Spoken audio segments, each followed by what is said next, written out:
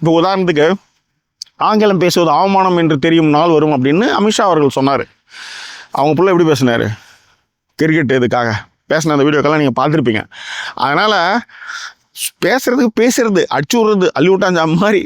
ஆனால் தமிழகத்தில் இருக்கக்கூடிய இருமொழி கொள்கை திட்டத்தை இந்தியாவெங்கும் அதை புரிந்து கொண்டார்கள். அது விவாத பொருளானது. இப்போ மும்பையில் நாங்கள் பேரணி அறிவிக்கிறோன்னு சொன்ன அடுத்த செகண்டு நாங்கள் மும்மொழி வேணான்ட்டாங்க. இதை தான் அவங்க என்ன பண்ணாங்கன்னா, வர்ணாசிரம அடிப்படையில் படித்து வரக்கூடாது. அவங்கள பொறுத்தவரை மேலே படிச்சுட்டு வரவே கூடாது. நீ எதுக்கு படித்து வந்துகிட்டு இருக்க? அதுக்கு தான் கைத்தொழில் உங்களுக்கு நாங்கள் ஃபண்டு பண்ணுறோம், அதுக்கு பண்ணுறோம், இது பண்ணுறோன்னு சொல்கிறதுலாம் அதுதான் காரணம். ஆனால் நம்ம ஊரில் கலெக்டர் போகிறாரு, ஏமா படிக்கல, ஏன்டா படிக்கல தம்பி வா அப்படின்னு கலெக்டர் வீடு வீடாக போய் கூட்டின்னு வர்றாரு. ஒரு மருத்துவ பணியாளர் ஒரு ஏன்னா ஏற்கனவே வாட்ஸ்அப் வாந்தியன்லாம் என்ன பண்ணுறாங்க, வீட்லேயே மருத்துவம் பார்த்துக்கலாம், புள்ள பார்த்துக்கலான்ட்டு. ஏன்னா விக்டிம் பொம்பளை தான், இவன் வேணாலும் ஆட்டிகிட்டு போயிடுவான்.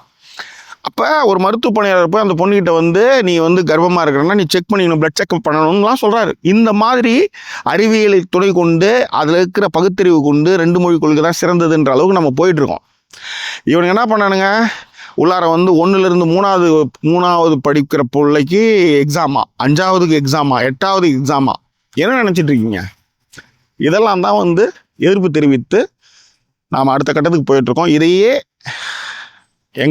மும்பையில் இதே விஷயத்தை முன்னெடுத்தாங்க. இப்போ பாஜக அரசு அது பணிஞ்சிருக்குது. இதுதான் இதில் நம்ம சொல்லக்கூடிய விஷயம். அதனால் நம்ம எடுக்கிற முடிவுகள் எல்லாமே நம்மளுடைய முன்னோர்கள், நம்ம மூதாதையர்கள், முக்கியமாக பெரியார், அண்ணா, கலைஞர்லாம் இந்த மாதிரியான விஷயங்கள்லாம் ஆழ்ந்து சிந்தித்து பார்த்து எடுத்த முடிவுகளின் அடிப்படையில் தான் நம்ம 4 கால் பாய்ச்சலில் கொஞ்சமாக முன்னேறிட்டு இருக்கோம்.